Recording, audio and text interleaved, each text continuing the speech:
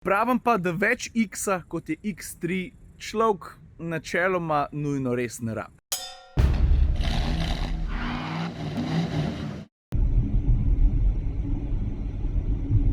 Jo, kar vidiš za mano, mislim, hočem malo razložiti, zakaj sem tukaj. Nisem imel dobre ideje, kje bi lahko posnel vlog z BMW-jem, ki ga vidiš za mojim hrbtom. Gre za priključno hibridnega X3. Pa sem si pa mislil, dobro, že dolgo časa nisem šel v to smer z avtomobilom, pa sem šel, a veš, od Maribora proti Slovenj Gradcu 15-20 minut prideš do občine Ruše in do hidroelektrarne Fala. Je treba priznati, da zgleda kar mogočno. Mislim, je precej velika. Začeli so jo graditi leta 1913 in končali leta 1918. In če sem prav prebral, je bila tale hidroelektrarna prva večja hidroelektrarna na Dravi sploh, ker je za tiste čase, ki je bilo splavarjanje, na tak način se je tovorilo les. Zelo aktualna dejavnost, do 20 splavov na dan se je tukaj mimo peljalo z ogromnim lesa. Iskal sem neko stično točko avtomobila, pa neke okolice in štrom. To je to, kot sem rekel, plug-in hibrid. Poglej, tukaj vidiš je loputa za elektriko. Pa da se najprej lotimo osnove, BMW je aktualno X3 predstavil kdaj? 2017, lani, se mi zdi, na sredini oziroma pred koncu leta, so se pa končno odločili predstaviti tudi priključnega hibrida. Treba je pozoriti na to, da je X3 priključen hibrid pravzaprav malo zamujal, ker predtem smo imeli že trojko, pa petko, pa X5, pa celo sedemko. Pogonski sklop, ki pa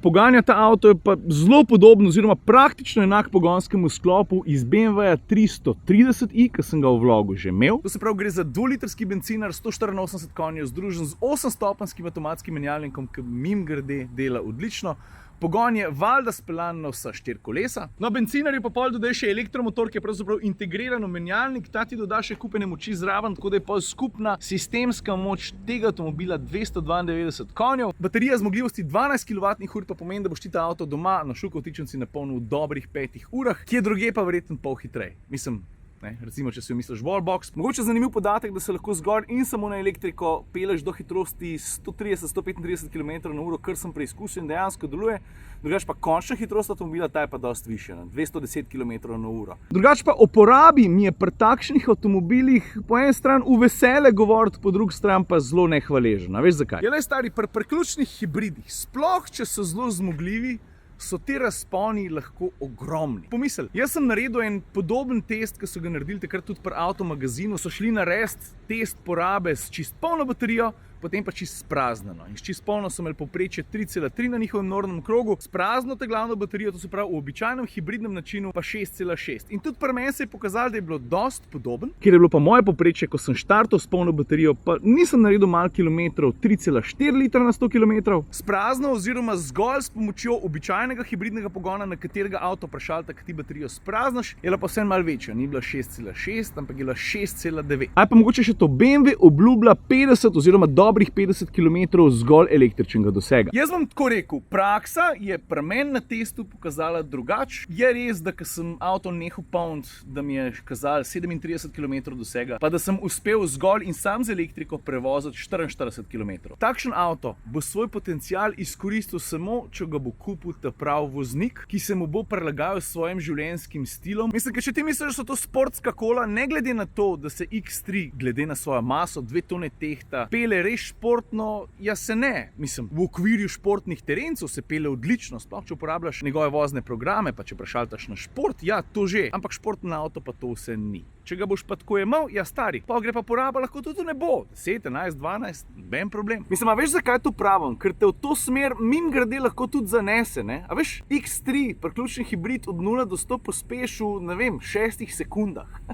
To je kar dober potisk v hrbet za tak velik avto. Drugače pa moram priznati, in tukaj poudarjam, da gre za zelo objektivno mnenje, izbira barvnih kombinacij v kabini ne zdi najbolj posrečena. Vidiš, da gre za kombinacijo črne pa temno rjave, proti kateri načeloma nimam nič proti, ampak v tem primeru se mi zdi mogoče malo neposrečena. Ne moram pomagati, meni pač ni všeč, ampak je pa ta kabina zelo dobro sestavljena, kompaktna, odlični materiali, kot vidiš, zelo dobro skrita, ker drugače na prvi oči sploh ne vidiš ambientalno osvetlitev. Posrečena barva, moram priznati. Slišiš? Tole je bil pa Ferrari. Ja. Modena, 360, 100%. Evo pa, da ne boš rekel, ti nisem kokpita lepo počasi po miru pokazal. Vrš uč, povej v komentarjih, ti je ta način, ko ga BMW ponuja, to se pravi združenje digitalnega pristopa s klasiko, všeč ali ne. V bistvu nisem prepričan, če si želim, da zdaj napišeš, kaj si misliš, ker pa se bo spet unela vojna, ne, ker BMW to, ne, ker Mercedes pa Audi Uno, pa imamo pa samo štalo, pa sam kregamo se. Drugač pa, kabina je povprečno prostorna. Če pa že govorimo o prostoru, se moramo posvetiti pa malo tudi prtljažniku. A veš zakaj? A veš je tako, da ga pri običajnemu X3 dobiš za 550 litrov, kar je orang cifra. Tukaj pa 1, 2, 3 ugotoviš, da nekaj ne štima. Mislim, ne štima.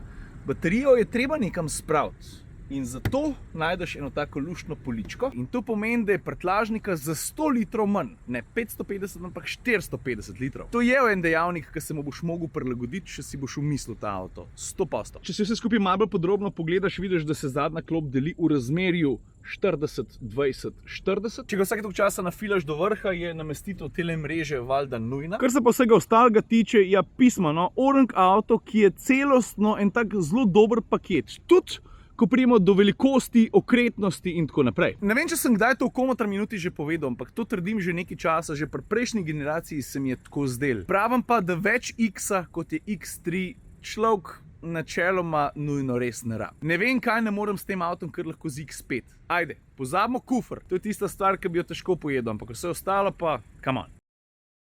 Ja, stari cena.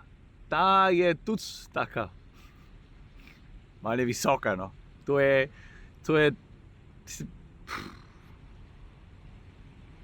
drag je. Osnovni X3 plug-in hibrid je kakšnega jurja ali pa 2 čez 60 tisoč. Tale, ki ga vidiš pa na sliki, je švok 90, pa da ne kdo hud na BMW, bom rekel točno ceno, no. 88 pa drobiš. Za konec pa mogoče sam še to, pa pustimo ceno ob strani, ne. Stvar, ki me je najbolj navdušila pri tem avtomobilu je, če sem se z njim pravilno pa primerno vozil, je bila poraba. S toliko težkim pa toliko velikim avtomobilom, ki tako dobro stegne, voziti s 3-litrsko porabo ni kar tako. In zato ga vidim kot eno zelo dobro alternativo dizelski varianti X3. Ekonomičnost je vsem dosti pomembna, se mi zdi, tudi če daš 90 jurjev za avto. Kaj pa ti misliš? No, to je pa zdaj počas to. Pa preden se poslovim, težje rometi, led zadeva, prilagodljivi, vrhunski. Ok, to je to. Folk, lepo se imejte.